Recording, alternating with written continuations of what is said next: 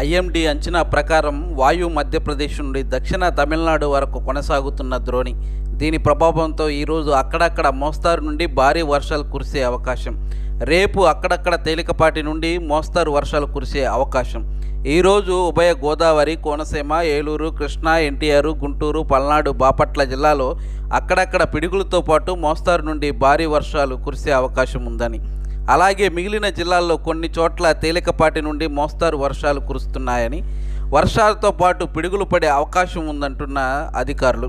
ప్రజలు అప్రమత్తంగా ఉండాలని, కాసేపట్లలో తూర్పుగోదావరి, పశ్చిమ గోదావరి జిల్లాల వ్యాప్తిగా పిడుగులు పడే అవకాశం, పొలాల్లో పనిచేసే రైతులు, కూలీలు, పశువుల గొర్రెల కాపరులు జాగ్రత్తగా ఉండాలని, చెట్ల క్రింద ఉండరాదని అధికారులు సూచిస్తున్నారు.